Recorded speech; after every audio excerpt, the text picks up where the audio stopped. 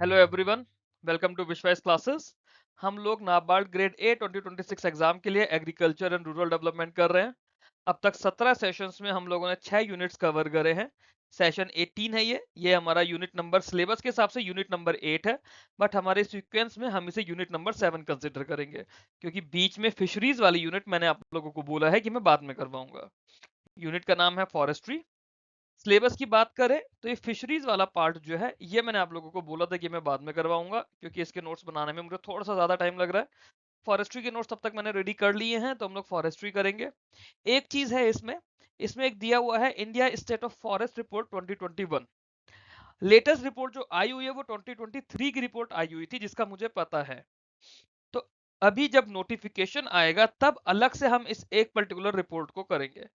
आईएसएफआर जो नए नोटिफिकेशन के सिलेबस में दी होगी, हम उस आईएसएफआर को करेंगे, और अगर उसमें भी 2021 दी होती है तो उसके बाद की जो भी आई होगी रिपोर्ट्स वो भी करेंगे। सिर्फ वो ही नहीं करेंगे, उसके बाद वाली भी करेंगे। ठीक है। जो रीसेंट डेवलपमेंट्स है ministry of environment forest and climate change के, इसमें दो चीजें हैं। पहला आपके करंट अफेयर जो हम साथ के साथ करते चलते हैं करंट अफेयर्स वाली वीडियोस में। दूसरा गवर्नमेंट स्कीम्स की जो अपडेट्स हैं। तो गवर्नमेंट स्कीम्स तो हम लोग करेंगे ही करेंगे अलग से। मिनिस्ट्री वाइज मैं आप लोगों को पीडीएफ दूंगा, मिनिस्ट्री या फिर यूनिट वाइज, और मंथ वाइज तो हम लोग कर रहे हैं अपने सिलेबस के अंदर। ठीक है। सिलेबस की तरफ चलते हैं, सीधे अपने लेक्चर शुरू करते हैं। फॉरेस्ट क्या होता है? हम जब फॉरेस्ट्री पढ़ रहे हैं तो सबसे पहले चीज है फॉरेस्ट क्या होता है। फॉरेस्ट एक ऐसा बड़ा लैंड का एरिया होता है जहाँ पे खूब सारे ट्रीज लगे होते हैं। पेड़ ही पेड़ लगे होते हैं, और पेड़ों से रिलेटेड जो वेजिटेशन है, मतलब सिर्फ पेड़ नहीं है, पेड़ से रिलेटेड क्रीपर्स भी होंगे, झाड़ियां भी होंगी, घास भी होगा, और जो बेल होती है, जंगली बेल होती हैं, वो भी लगे होंगे। और उस सब के साथ साथ वहां पे बहुत सारे छोटे छोटे जानवर भी होंगे, माइक्रो ऑर्गेनिजम्स भी होंगे। और ये सब कुछ एक साथ चलता है और अपने आप में एक सेल्फ सस्टेनिंग इकोलॉजिकल सिस्टम बनता है। Self sustaining ecological system as in कि यहाँ पे किसी ह्यूमन इंटरफेरेंस की जरूरत नहीं है। फॉरेस्ट अपने आप से खुद को सस्टेन करके रखता है, कुदरत के नियम के हिसाब से अपने आप चलता रहता है। एक ऐसा इकोलॉजिकल सिस्टम होता है कि हर स्पीशी यहाँ पे एक दूसरे पर डिपेंडेंट होती है। FAO food and agriculture organisation ने फॉरेस्ट को क्या बोला है? उन्होंने बोला है it is a land with an area of more than 0.5 hectare. ठीक है, लैंड के को डिफाइन करा कि मिनिमम कितनी लैंड होनी चाहिए फॉरेस्ट के लिए? 0.5 हेक्टेयर। ट्री की हाइट अबव 5 मीटर, और जो कैनोपी कवर होना चाहिए वो 10% होना चाहिए। ठीक है। और ये एग्रीकल्चर या अर्बन पर्पसेस के लिए यूज नहीं होना चाहिए। दैट मीन्स यहाँ पे आप मतलब एग्रीकल्चर भी नहीं कर सकते, आप इसको अर्बन पर्पस के लिए भी यूज नहीं कर सकते। इंडिया की अगर बात की जाए तो इंडिया में कोई भी जो लैंड क्लासिफाई की जाती है एज फॉरेस्ट, तो गवर्नमेंट रिकॉर्ड में उसे फॉरेस्ट करने के लिए फॉरेस्ट कंजर्वेशन एक्ट के अंदर किया जाएगा। तो फॉरेस्ट कंजर्वेशन एक्ट हमारा बताएगा कि कोई भी लैंड फॉरेस्ट है या नहीं है। फॉरेस्ट के कंपोनेंट्स की बात करें तो फॉरेस्ट में दो मेन कंपोनेंट्स होते हैं। पहले होते हैं बायोटिक कंपोनेंट्स, दूसरे होते हैं एबायोटिक कंपोनेंट्स। बायोटिक मतलब बायो वाले जो भी वहां पे पेड़ लगे हैं, झाड़ियां हैं, हर्ब्स है, क्लाइंबर्स हैं, वाइल्ड लाइफ स्पीशीज है, कीड़े मकोड़े हैं, माइक्रो ऑर्गेनिजम्स हैं। एबायोटिक मतलब जो बायो वाले नहीं हैं, soil, water, air, temperature, sunlight, mineral nutrients, ये सब कुछ हमारे बायोटिक और एबायोटिक कंपोनेंट्स होते हैं। जब ये साथ में मिलते हैं तो एक अलग ही माइक्रो क्लाइमेट मिलता है विद इन द फॉरेस्ट। वो बाहर के कंपेरेटिवली ठंडा होता है, ज्यादा उमस भरा होता है, मतलब ज्यादा ह्यूमिड होता है, और सराउंडिंग ओपन एरियाज के कंपेरेटिवली ज्यादा स्टेबल होता है। फॉरेस्ट की इकोलॉजिकल इंपॉर्टेंस बहुत ज्यादा होती है, बहुत ज्यादा होती है कि सबसे बड़ी चीज कार्बन डाइऑक्साइड एब्जॉर्ब करते हैं। इसीलिए कहीं पर भी फॉरेस्ट होता है उसे वहां का लंग्स कहा जाता है। क्यों? क्योंकि कार्बन डाइऑक्साइड जितनी भी होती है एटमॉस्फेयर की, तो बहुत बड़ा चंक उसका फॉरेस्ट के थ्रू एब्जॉर्ब हो जाता है। They act as a major carbon sinks, तो क्लाइमेट रेगुलेशन में हेल्प करते हैं। फॉरेस्ट के थ्रू रेनफॉल पैटर्न्स बदलते हैं, टेम्परेचर रेगुलेट होता है, और ट्रांसपिरेशन के थ्रू ह्यूमिडिटी भी आती है हवा में। फॉरेस्ट सॉइल को कंजर्व करके रखते हैं, हमने पढ़ा था ना कि पेड़ अपनी जड़ों से सॉइल को कंजर्व करके रखते हैं। तो वही चीज फॉरेस्ट में भी हो रही है, तो दैट मीन्स जो इरोजन है उसे भी रोक रहे हैं। Forest regulate the hydrological cycle by improving ground water recharge and maintaining stream flow. Forest supports a large population of global biodiversity. और पॉपुलेशन से यहाँ पे मतलब से ह्यूमन पॉपुलेशन नहीं है, तरह तरह के जानवर, जंगली जीव जो होते हैं जंगलों में रहते हैं। फॉर ये इकोलॉजिकल इंपॉर्टेंस है। सोशल इंपॉर्टेंस की बात करें, सोशल इंपॉर्टेंस की बात करें तो बहुत सारे लोगों का लाइवलीहुड फॉरेस्ट के ऊपर डिपेंड होता है, क्योंकि फॉरेस्ट में उन्हें फूड मिलता है, फॉडर मिलता है, फ्यूल वुड मिलती है, और छोटे छोटे उनके फॉरेस्ट के प्रोड्यूस भी होते हैं। फॉरेस्ट किसी भी कल्चरल, स्पिरिचुअल या ट्रेडिशनल प्रैक्टिसेस के लिए बहुत सारी कम्युनिटीज ऐसी होती है, जैसे जो जंगल में ट्राइब्स रहती हैं, उनके लिए ऐसा सेंटर है जहाँ पे उनकी कल्चरल फीलिंग्स हैं, स्पिरिचुअल फीलिंग्स हैं, या वो अपनी प्रैक्टिसेस करते हैं। फॉरेस्ट अपने आप में ड्रॉट्स, डिजास्टर और क्रॉप फेलियर्स के टाइम पर सेफ्टी नेट की तरह काम करता है। क्यों? क्योंकि यहाँ पे आपको ऑल्टरनेटिव फूड और इनकम सोर्सेज मिलते हैं। जैसे एग्रो फॉरेस्ट्री है। एग्रो फॉरेस्ट्री में क्या था, हमने यही बात करी थी ना कि हम लोग वहां पे पेड़ उगा देंगे। जब पेड़ उगा देंगे अपने खेतों के साथ साथ, तो अगर हमारे क्रॉप फेलियर्स हुए तो कम से कम उन पेड़ों की लकड़ी बेच के तो हम लोग गुजारा कर लेंगे ना। एक पेड़ 7-8 हज़ार रुपए में बिकता है अक्सर, बट उस पेड़ को ग्रो होने में 5 से 7 साल मिनिमम लग जाते हैं। बाकी अलग अलग स्पीशी पे भी डिपेंड करता है कि कौन सा पेड़ है, बट ऑन एन एवरेज कुछ पेड़ ऐसे होते हैं जो 5 से 7 साल में ग्रो होके आपको 5 से 7 हज़ार रुपए में उसकी लकड़ी बिक जाती है। अब सोचो, आपने पेड़ उगा दिए, अभी आपको ऐसा लग रहा है कि पेड़ उगाने का कोई फायदा नहीं है, सिर्फ ये मतलब कि आपको उसका ज्यादा मॉनेटरी बेनिफिट नहीं लग रहा है। बट अगर 5 साल, 6 साल, 8 साल बाद आपकी कोई फसल खराब हो जाती है, सूखा पड़ गया, बारिश बहुत ज्यादा हो गई, कुछ भी हो, आपकी फसल खराब हो गई। अगर आपकी फसल खराब हो गई और आपने मान लो 50-60 पेड़ उस साल उगा रखे हैं अपने पास, तो हर पेड़ पे आपको 5-5 हज़ार रुपए भी मिलेंगे, मान लो। तो 50 पेड़ पे आपको कितना पैसा मिल गया? तो एटलीस्ट आपका पूरा लॉस होने से अच्छा है कि थोड़ा तो आपका लॉस कम हुआ ना उससे। तो फॉरेस्ट एक सेफ्टी नेट का काम करते हैं। फिर फॉरेस्ट की इकोनॉमिक इंपॉर्टेंस सबसे बड़ी, कि फॉरेस्ट के थ्रू टिम्बर वुड आती है। जो टिम्बर आता है, जैसे कंस्ट्रक्शन में भी यूज करते हैं, फर्नीचर में, प्लाईवुड में, पेपर इंडस्ट्रीज में, ये फॉरेस्ट के थ्रू आता है। फॉरेस्ट से रूरल एरियाज के लिए फ्यूल वुड और चारकोल आता है।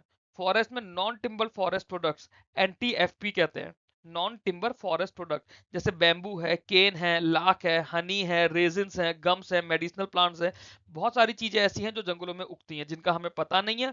और कई बार मैन मेड फॉरेस्ट होते हैं जो हम लोग एग्रो फॉरेस्ट्री या बाकी सोर्सेज के लिए हम लोग बनाते हैं। फॉरेस्ट इकोसिस्टम बहुत सारी इकोनॉमिक सर्विसेज देता है, जैसे carbon storage, watershed protection, eco tourism opportunities.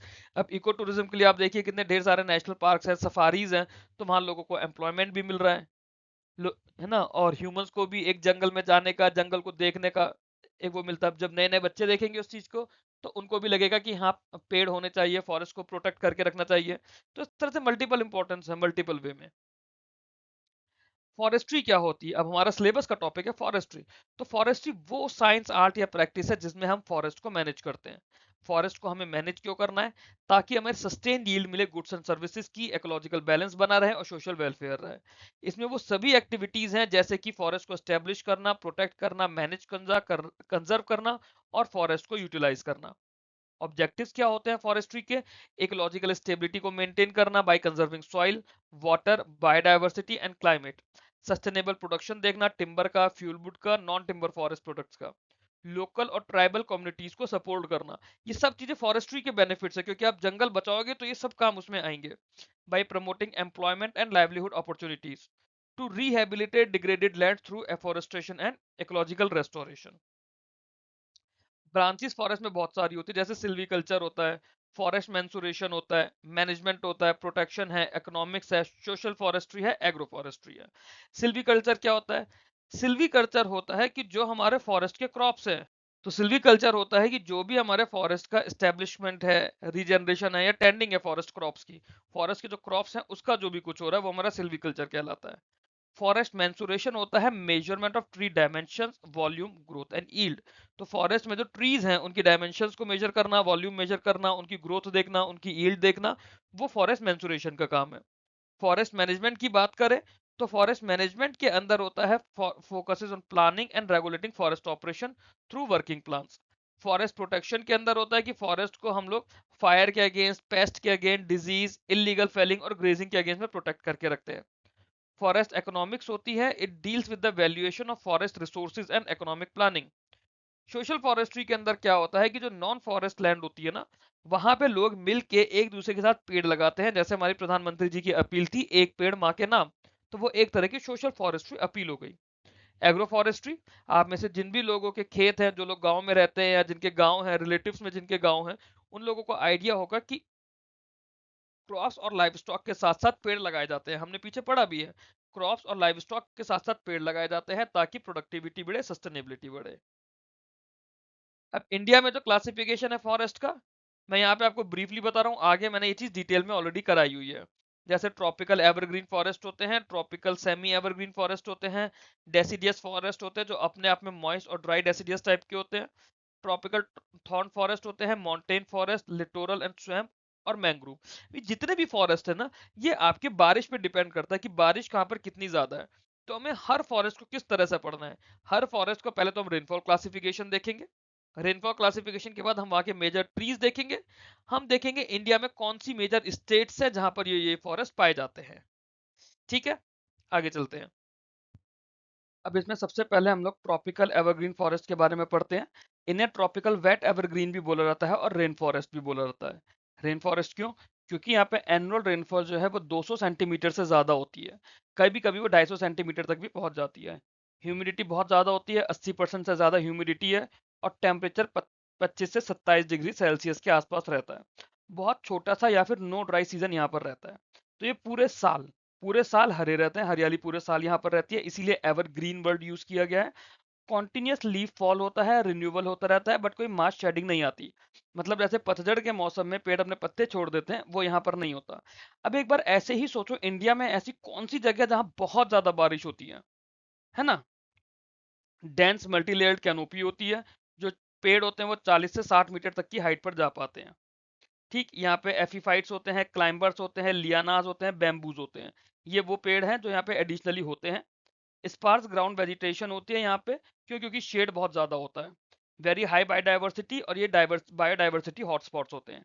India की बात करें तो जो वेस्टर्न घाट्स के वेस्टर्न स्लोप्स हैं वहां पर पाए जाते हैं, जैसे महाराष्ट्र का कोंकण रीजन, कर्नाटका, केरला, केरला में जैसे साइलेंट वैली है, वायनाड पेरियार का एरिया है। सिमिलरली तमिलनाडु में नीलगिरी, अन्नामलाई हिल्स की तरफ भी पाए जाते हैं, यहाँ बहुत बारिश होती है। इसके अलावा नॉर्थ ईस्ट में बारिश बहुत होती है, अरुणाचल प्रदेश, आसाम, मेघालय, नागालैंड, मणिपुर, मिजोरम, त्रिपुरा। अंडमान निकोबार में बहुत ज्यादा बारिश होती है, वहां पर भी पाए जाते हैं। और उड़ीसा और वेस्ट बंगाल के भी कुछ कुछ एरियाज में पाया जाता है इन्हें। मेजर ट्रीज जो यहाँ पर होती हैं, रोजवुड है, इबोनी है, आइनी है, gurjan, white cedar, Indian chestnut, champa, wild mango, jackfruit, betel nut palm, jamun, hollock. ये कुछ मेजर ट्रीज है जो यहाँ पे पाए जाते हैं। सबसे ज्यादा इंपॉर्टेंस इसकी क्या है कि ये मेजर बायोडाइवर्सिटी हॉटस्पॉट्स हैं, स्पेशली जो वेस्टर्न घाट्स है या नॉर्थ ईस्ट है। यहाँ पे हार्डवुड टिम्बर मिलता है, मेडिसिनल प्लांट्स मिलते हैं, स्पाइसेस मिलते हैं, और बहुत सारा इसका एरिया स्पेसिफिकली वेस्टर्न घाट्स का यूनेस्को वर्ल्ड हेरिटेज का पार्ट भी बना हुआ है। फिर अगला आता है ट्रॉपिकल सेमी एवरग्रीन फॉरेस्ट। जो सेमी एवरग्रीन फॉरेस्ट होते हैं ना, यहाँ पे बारिश थोड़ी सी कम हो जाती है। क्या हुआ, यहाँ पे रेनफॉल 150 से 200 सेंटीमीटर की हो गई, और छोटा सा ड्राई पीरियड भी होता है। एक लाइन है कि ये एवरग्रीन और मॉइस्ट डेसिडियस फॉरेस्ट के बीच का ट्रांजिशन होता है। तो मॉइस्ट डेसिडियस क्या होता है वो अभी हम लोग पढ़ेंगे। तो एवरग्रीन हमने पढ़ लिया, उससे थोड़े से कम बारिश की एरिया में हमारे पास ट्रॉपिकल सेमी एवरग्रीन होता है। तो ये एवरग्रीन और डेसिडियस स्पीशीज का मिक्सचर होता है यहाँ पे। कैनोपी जो होगी वो प्योर एवरग्रीन के कंपैरेटिवली थोड़ी कम डेंस होती है। कुछ पेड़ ऐसे होंगे जो अपने पत्ते छोड़ देते हैं ड्राई सीजन में। डिस्ट्रीब्यूशन की बात करें तो जो वेस्टर्न घाट्स के लोअर स्लोप्स है ना, वहां ये पाया जाता है। जो ईस्टर्न इंडिया की हिल्स है वहां इसे देखा जाता है। उड़ीसा, आसाम या बाकी नॉर्थ ईस्टर्न स्टेट जो है वहां पर भी मिलता है। मेजर स्पीशीज यहाँ पेड़ों की मिक्स होती है, जैसे रोडवुड होती है, मेसुआ होती है, लॉरेल होती है, टर्मिनालिया होती है, एट्रोकार्पस होता है, थॉर्नी बैम्बू होता है, व्हाइट सेदार होता है, इंडियन चेस्टनट होता है। ये कुछ यहाँ पे मेजर ट्रीज है जो इन जंगलों में पाई जाती है। अगले आते हैं ट्रॉपिकल मॉइस्ट डेसिडियस फॉरेस्ट। इन्हें मॉनसून टाइप या फिर मॉनसून फॉरेस्ट भी बोला जाता है। यहाँ की जो रेनफॉल है ना वो 100 से 200 सेंटीमीटर तक रहती है, बट इसमें ड्राई सीजन भी होता है। यूजुअली फरवरी से मई जून तक का सीजन यहाँ पर ड्राई होता है। ये वो पतझड़ का समय होता है जब पेड़ अपने पत्ते छोड़ते हैं। यहाँ पे कैनोपी उतनी ज्यादा डेंस नहीं होती, थोड़ी ओपन होती है। जब ओपन होगी तो सनलाइट नीचे तक पहुंच पाएगी। सनलाइट अगर नीचे तक पहुंचेगी तो अंडरग्रोथ और ग्रासेस यहाँ पर हो पाएंगी। और इंडिया के जो मोस्ट कॉमर्शियली वैल्यूएबल फॉरेस्ट है वो ट्रॉपिकल मॉइस्ट डेसिडियस फॉरेस्ट होते हैं। जैसे ईस्टर्न स्लोप्स हैं वेस्टर्न घाट्स के, वहां पे बारिश कंपैरेटिवली कम होती है। उसमें कर्नाटका, केरला, तमिलनाडु का एरिया है। हिमालयन फुटहिल्स है, या जो तराई और भाबर की बेल्ट होती है, जैसे उत्तराखंड, यूपी, बिहार, वेस्ट बंगाल, आसाम, यहाँ मिलता है। छोटा नागपुर प्लेटू में है, उड़ीसा में है, झारखंड, मध्य प्रदेश में है, छत्तीसगढ़ में है, कुछ पार्ट्स ऑफ महाराष्ट्र में है, आंध्रा में है, तेलंगाना में है। मेजर ट्री स्पीशीज की बात करें तो यहाँ पे टीक है, साल है, शीशम है, सैंडलवुड है, महुआ है, तेंदू है, बैम्बू की स्पीशीज है। तेंदू जो होता है ये इंपॉर्टेंट याद रखना, जो बीड़ी के पत्ते होते हैं ना, जिसके लोग बीड़ी पीते हैं, सिगरेट वाली जो बीड़ी होती है, बीड़ी के पत्ते तेंदू की लीव्स के बने होते हैं, मतलब तेंदू की लीव्स होती हैं वो। इंपॉर्टेंस, इंडिया की टिम्बर इंडस्ट्री का बैकबोन है tropical moist deciduous forest. Tendu leaves, mahua flowers और ट्राइबल लाइवलीहुड्स के लिए एक तरह से बैकबोन है। फिर ट्रॉपिकल ड्राई डेसिडियस फॉरेस्ट होता है। ड्राई डेसिडियस नाम से पता चल रहा है कि सूख रहा है, तो यहाँ की बारिश 50 से 100 सेंटीमीटर की होगी। कुछ कुछ जगह 70 से 100 सेंटीमीटर में भी उसे क्लासिफाई कर देते हैं, बट सूखा बहुत ज्यादा पड़ता है। जब सूखा पड़ता है तो ज्यादातर फॉरेस्ट यहाँ को ओपन है, ट्रीज की हाइट कम रहेगी, लॉन्गर लीफ शेडिंग पीरियड होता है, ड्रॉट रेजिडेंट स्पीशीज होती है यहाँ पे जो सूखी में भी सर्वाइव कर जाती हैं, और प्रोमिनेंटली यहाँ पे ग्रासेस होती हैं। डिस्ट्रीब्यूशन जो होगा, ये most wide spread forest type है इंडिया का। मध्य प्रदेश, छत्तीसगढ़, उड़ीसा, झारखंड, महाराष्ट्र, यूपी के कुछ पार्ट्स में, बिहार, राजस्थान के पार्ट्स में, गुजरात, कर्नाटका के इंटीरियर्स में, आंध्र प्रदेश, तेलंगाना, डेक्कन प्लेटू वाला एरिया, या जो तमिलनाडु के ड्राई एरियाज है वहां पर ये सब मिलता है। मेजर स्पीशीज ट्रीज की यहाँ पे टीक मिलता है, साल मिलता है, नीम मिलता है, अकेशिया मिलता है, पलाश मिलता है, तेंदू। अकेशिया जो बबूल का पेड़ होता है वो अकेशिया कहलाता है इंग्लिश में। फिर हमारा ट्रॉपिकल थॉर्न फॉरेस्ट होते हैं, इसमें स्क्रब्स भी होती हैं। तो जो हमारे डेजर्ट एरिया में जो कैक्टस के जंगल से होते हैं ना, वो हमारे ट्रॉपिकल थॉर्न फॉरेस्ट कहलाते हैं। यहाँ पे रेनफॉल जो होती है 50 से 70 सेंटीमीटर से भी कम होती है। एरिड और सेमी एरिड क्लाइमेट होता है, हाई टेम्परेचर होता है, एवोपोरेशन लॉसेस भी बहुत ज्यादा होते हैं क्योंकि टेम्परेचर हाई है। कैरेक्टरिस्टिक्स की बात करें तो ज़ेरोफाइटिक अडेप्टेशंस होते हैं, मतलब जो पेड़ होते हैं उनमें कांटे निकले होते हैं, थॉर्नी ट्रीज और श्रब्स होती हैं, स्टंटेड ग्रोथ होती हैं, डीप टैप रूट्स होती हैं, स्पाइंस पे या तो स्पाइंस होंगे, छोटे छोटे पत्ते होंगे इसके, और सकलेंट स्टेम्स होती हैं, और कैनोपी बहुत ज़्यादा ओपन होती है। इंडिया में बात करें तो इतना सूखा कहाँ पड़ता है, जो राजस्थान का थार डेजर्ट वाला एरिया है, वेस्टर्न राजस्थान का पार्ट, गुजरात का जो कच्छ और सौराष्ट्र वाला एरिया है, हरियाणा में काफ़ी सारी जगह है, मध्य प्रदेश में बुंदेलखंड की साइड के जो ड्रायर जोन है वहां पर, महाराष्ट्र के विदर्भा और मराठवाड़ा में बारिश बहुत कम होती है वहां पे, सिमिलरली नॉर्दर्न कर्नाटका में, आंध्र प्रदेश में और तमिलनाडु के इंटीरियर में। मेजर स्पीशीज यहाँ पे बेर होता है, अकेशिया होता है और खेजरी होता है। खेजरी जो है राजस्थान का बहुत ज्यादा इंपॉर्टेंट प्लांट है, इसके बारे में आप चाहें तो कभी सर्च करिएगा। एक ट्री होता है खेजरी राजस्थान में, बहुत ज्यादा ऊंचा नहीं, थोड़ा छोटा ही पेड़ होता है, जैसे अशोक के या अमरूद के पेड़ होते हैं, तो मे भी उसी हाइट का होता है। थोड़ा सा इसके बारे में सर्च करिएगा, राजस्थान का बहुत ज्यादा इंपॉर्टेंट ट्री है ये। फिर माउंटेन फॉरेस्ट होते हैं। माउंटेन वर्ल्ड बना है हमारा माउंटेन से, अब मैं रूट के उसमें नहीं जा रहा, है ना, ये इंग्लिश का वो वाला सेशन नहीं चल रहा, बस याद करने के लिए बता रहा हूँ। माउंटेन का मतलब माउंटेन आप समझ लो। तो जो हिमालयाज या हाई हिल्स है ना वेस्टर्न घाट्स की, वहां पर माउंटेन फॉरेस्ट मिलते हैं। वेस्टर्न घाट्स के जो नीलगिरीज हैं, अन्नामलाई है या पलनी हिल्स है, यहाँ पर मिलता है। क्यों? क्योंकि यहाँ पे जो है एक तो एल्टीट्यूड की वजह से फर्क होता है, दूसरा टेम्परेचर जो होता है उतनी हाइट पे 6.5 डिग्री सेल्सियस तक कम हो जाता है। तो इसमें हिमालय के अंदर होता है सबसे पहले तो। हिमालय के फुट हिल्स में ट्रॉपिकल मॉइस्ट डेसिडियस है, सेमी एवरग्रीन फॉरेस्ट होंगे। 1000 से 2000 मीटर की हाइट पे जाओगे तो वहां पे पाइन के फॉरेस्ट होंगे, चीड़ के फॉरेस्ट, चीड़ के होते हैं। 2000 से 3000 की हाइट पे जाओगे तो ओक, रोडोडेंड्रॉन, देवदार, फेर और स्प्रूस के पेड़ होते हैं। और 3000 से 3500 मीटर की हाइट पे जाओगे तो वहां पे सब एल्पाइन और एल्पाइन स्क्रब होता है, मेडोज होते हैं। फिर इसमें पेनिनसुलर माउंटेन होते हैं। पेनिनसुलर माउंटेन हमारे शोला फॉरेस्ट कहलाते हैं। हाई एल्टीट्यूड एवरग्रीन फॉरेस्ट होते हैं, जहाँ पे रोलिंग ग्रासलैंड्स होते हैं, जैसे नीलगिरीज है, अन्नामलाई है, केरला, तमिलनाडु, कर्नाटका के एरिया में। मेजर स्टेट्स कौन सी हो गई? एक तो हिमालयन स्टेट्स तो हमारी हो गई, जैसे जम्मू कश्मीर हो गया, हिमाचल हो गया, उत्तराखंड हो गया, इधर सिक्किम, अरुणाचल, नागालैंड, ये नॉर्थ ईस्ट का पार्ट हो गया। फिर हमारे जो वेस्टर्न घाट्स के इसके अंदर एरिया हमने पढ़े, केरला, तमिलनाडु, कर्नाटका, ये भी हो गए।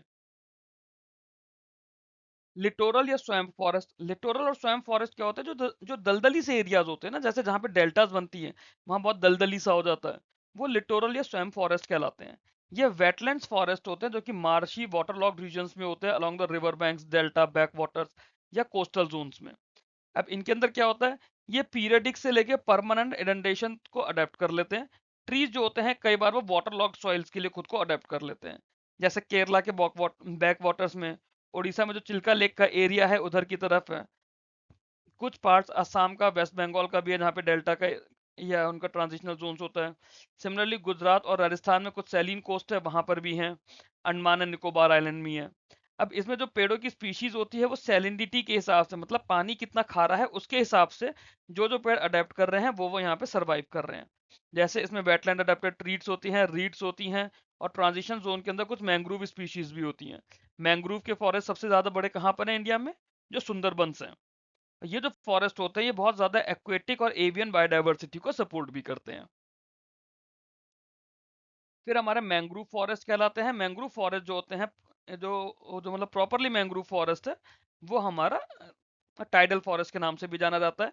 ये टाइडल स्वैम्प फॉरेस्ट होते हैं एक तरह के, जो कि सैलीन कोस्टल एरियाज में होते हैं। तो ये भी एक तरह से लिटोरल स्वैम्प फॉरेस्ट की ही तरह है, बट उसका एक डिस्टिंक्ट टाइप है, एक स्पेसिफिक टाइप है लिटोरल स्वैम्प फॉरेस्ट का, जिसे मैंग्रोव फॉरेस्ट बोलते हैं। ये हेलोफाइटिक होते हैं। हेलोफाइटिक होने का मतलब है कि ये जो वेजिटेशन हो गया सॉल्ट टॉलरेंट होता है। तो क्योंकि कोस्टल एरिया में है, वहां तो खारा ही पानी आ रहा है समुद्र का। इसमें ब्रीदिंग रूट्स होती हैं फॉर एनारोबिक मड, मतलब जो पेड़ जो जड़ें होती है ना, कई बार मिट्टी से ऊपर निकल कर आ रही होती हैं। ये विविपोरस जर्मिनेशन होता है इसमें, कि सीड जो है पेड़ पर होते हैं तभी तभी जर्मिनेट हो जाते हैं। पेड़ में से दूसरे पेड़ की शूट्स वगैरह निकलनी शुरू हो जाती हैं, उसे नीचे गिरने की जरूरत नहीं है। स्टिल्ट रूट्स या बटरेट रूट्स कहते हैं बहुत सारी स्पीशीज में इसको। They act as a natural bioshields against cyclones and tsunamis. जैसे कई बार आप पेड़ देखोगे ना कि उसमें तने में से ही जड़ें बाहर निकली हुई हैं, तो वो बाहर से ही मिट्टी के अंदर जा रही हैं। वो हमारी स्टिल रूट या बटरेट रूट्स, आप उसको समझ सकते हैं। इंडिया के अंदर बात करें तो सुंदरबन सबसे मैंने आपको बताया था पहले ही एग्जांपल, लार्जेस्ट मैंग्रोव फॉरेस्ट है वर्ल्ड का और यूनेस्को की साइट है। इसके अलावा उड़ीसा में जो भितरकनिका नेशनल पार्क है वो सेकंड लार्जेस्ट है इंडिया का। फिर इसके अलावा तमिलनाडु, गोवा, महाराष्ट्र के कोस्टल एरियाज में, गुजरात के जो कच्छ ऑफ गुजरात है या गल्फ ऑफ खम्बत है वहां पर भी, आंध्र प्रदेश में जहाँ गोदावरी कृष्णा नदी की डेल्टाज है वहां पर भी ये मैंग्रोव फॉरेस्ट पाए जाते हैं। और अंडमान एंड निकोबार में तो है ही है। Major tree species, white mangrove, red mangrove. Mangrove forest की ट्री स्पीशीज बिल्कुल क्लियर है कि मैंग्रोव के पेड़ वहां पाए जाते हैं, इसीलिए नाम भी मैंग्रोव फॉरेस्ट हो गया। इंपॉर्टेंस क्या है इनकी? कोई कोस्टल प्रोटेक्शन है। कोस्टल प्रोटेक्शन से हमारा मतलब है कि एक नेचुरल बैरियर हो जाता है ये सुनामीज के, या फिर जो समुद्री तूफान आते हैं, साइक्लोन्स आते हैं। फिर कार्बन सिक्वेस्ट्रेशन भी होता है इसमें, फिशरीज के लिए नर्सरीज भी यहाँ बन जाती हैं। बायोडाइवर्सिटी हॉटस्पॉट तो होते ही हैं, बट ये एक्वा कल्चर इन्हें बहुत ज्यादा थ्रेटन कर रहा है। पॉल्यूशन और सी लेवल राइज की वजह से भी मैंग्रोव फॉरेस्ट बहुत ज्यादा डैमेज और डिस्ट्रॉय होते जा रहे हैं। फॉरेस्ट इकोसिस्टम का स्ट्रक्चर क्या है? फॉरेस्ट इकोसिस्टम की बात करें तो फॉरेस्ट में सबसे पहले प्रोड्यूसर्स कौन होते हैं, क्योंकि फॉरेस्ट में प्राइमरी चीज हमारी ट्रीज है। तो प्रोड्यूसर्स होते हैं ट्रीज, श्रब्स, ग्रासेस या बाकी प्लांट जो कि खाना बनाते हैं थ्रू फोटोसिंथेसिस। कंज्यूमर्स कौन होते हैं? कंज्यूमर्स होते हैं वो हर्बीवोर्स जो इन पेड़ पौधों को खाते हैं, कार्निवोर्स जो इन हर्बीवोर्स को खाते हैं, और ओमनीवोर्स जो प्लांट्स पर भी और कार्निवोर्स पर भी, दोनों पर भी डायरेक्टली इनडायरेक्टली एनर्जी के लिए डिपेंड होते हैं। फिर डिकम्पोजर्स होते हैं। डिकम्पोजर्स में आते हैं फंगाई, बैक्टीरिया, इंसेक्ट्स। ये डेड ऑर्गेनिक मैटर को ब्रेक डाउन करते हैं, न्यूट्रिएंट्स को रिसाइकिल करते हैं बैक इनटू द सॉइल। फिर एबायोटिक कंपोनेंट्स आते हैं। एबायोटिक कंपोनेंट्स में हमारे पास सनलाइट है, टेम्परेचर है, सॉइल है, एयर वाटर है, जो कि बायोलॉजिकल प्रोसेसेस को इन्फ्लुएंस करती है किसी भी इकोसिस्टम में। फॉरेस्ट इकोसिस्टम के फंक्शंस की बात करें तो फॉरेस्ट इकोसिस्टम का प्राइमरी काम क्या है? एनर्जी फ्लो को प्रमोट करना through food chain and food webs, from producers to consumer and then to decomposishers, sorry and then to decomposers. Forest neutral forest जो होते हैं वो न्यूट्रिएंट साइक्लिंग को सपोर्ट करते हैं, वो ऑर्गेनिक मैटर को डिकम्पोज करते हैं, और जो एसेंशियल न्यूट्रिएंट्स है वो वापस से सॉइल में चले जाते हैं।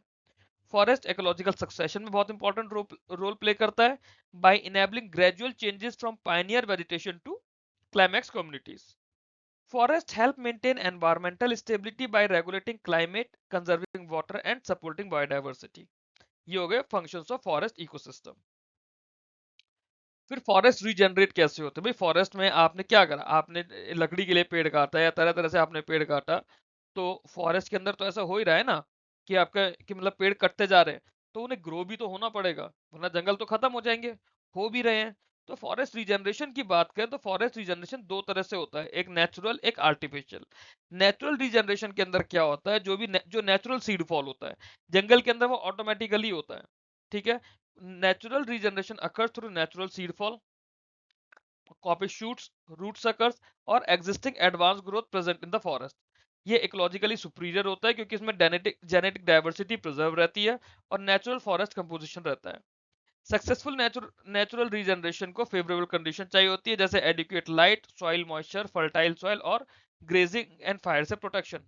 आर्टिफिशियल रीजनरेशन की हम लोग जब बात करते हैं तो उसमें हम लोग सीडलिंग्स लगाते हैं, बीज लगाते हैं या फिर वेजिटेटिव प्रोपोगेशन करते हैं फॉरेस्ट क्रॉप्स को स्टैब्लिश करने के लिए। इसे कब किया जाता है? जब नेचुरल रीजनरेशन इनसफिशिएंट होता है, अनरिलायबल होता है या फिर उसे इंप्रूव करना होता है और फास्ट ग्रोइंग स्पीशीज की रिक्वायरमेंट होती है। आर्टिफिशियल रीजनरेशन जो है ये स्पेसिंग को लेके ग्रेटर कंट्रोल देता है, स्पीशीज कंपोजिशन हमारे कंट्रोल में रहती है और प्लांटेशन मैनेजमेंट भी, बट इसमें हाइयर कॉस्ट और मेंटेनेंस चाहिए होती है। नेचुरल में ये सब नहीं चाहिए होता। इंपॉर्टेंस ऑफ फॉरेस्ट क्या है? वही जो हमने पीछे भी पढ़ा था, फॉरेस्ट की इंपॉर्टेंस, एनवायरमेंटल इंपॉर्टेंस। ठीक है, ये तो अब आप रीड कर सकते हैं, ये तो हम पीछे पढ़ चुके हैं। एनवायरमेंटल इंपॉर्टेंस क्या है कि वो टेम्परेचर, ह्यूमिडिटी, रेनफॉल को कंट्रोल करके रखता है थ्रू ट्रांसपिरेशन और कार्बन सिक्वेस्ट्रेशन। कार्बन सिंक की तरह काम करते हैं, ऑक्सीजन देते हैं, जिसकी वजह से मैंने आपको बताया था कि फॉरेस्ट को हम लोग लंग्स भी बोलते हैं। एयर क्वालिटी इंप्रूव करते हैं क्योंकि वो डस्ट पार्टिकल्स को ट्रैप कर लेते हैं, हार्मफुल गैसेस को एब्जॉर्ब कर लेते हैं। फॉरेस्ट कंजर्व सॉइल, ये भी हम लोगों ने समझा था। फॉरेस्ट वाटर रिसोर्सेज को भी प्रोटेक्ट करता है by increasing ground water recharge, regulating stream flow और रिड्यूसिंग फ्लड्स एंड ड्रॉट्स।